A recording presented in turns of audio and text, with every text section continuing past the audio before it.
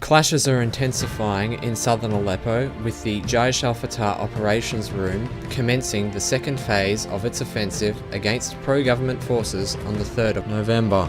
For the combined jihadist, mercenary and criminal factions operating under the Jaish al-Fateh framework, this renewed offensive is obviously an attempt to break the military deadlock which has settled over the southern Aleppo combat zone in the preceding days.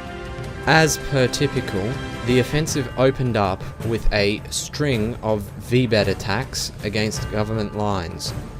Some 4 car bombs were detonated against military checkpoints, with one hitting the 1070 housing project, 2 of which struck the New Aleppo suburb further north, and the other blew up in the vicinity of the 3000 apartment suburb. In the follow-up ground assaults, Jaish al-Fateh militants managed to seize another 10% of the Al-Assad suburb, bringing the total degree of their control over it to around 80%. For the time being, this is as far as the militants have managed to advance in that suburb.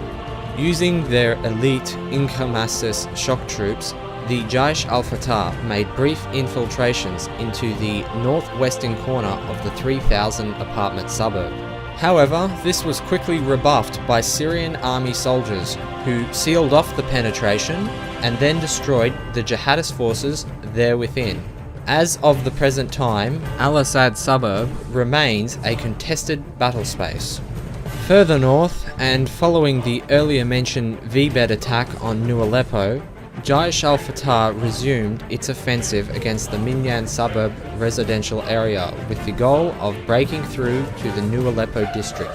At some point during the 4th of November, the Ignamassis shock troops did infiltrate New Aleppo, but they failed to consolidate any gains and were ejected by the afternoon, sustaining major casualties.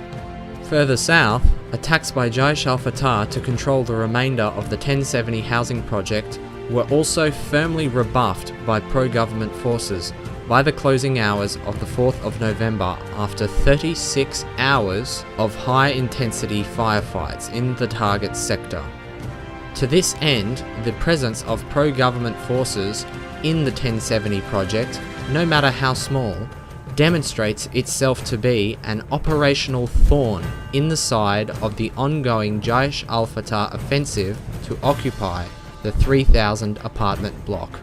On a final note, it is worth mentioning that Russian air power has returned to the fray, with airstrikes being carried out against the Jaish al-Fateh in the 1070 housing project and the Al-Assad suburb.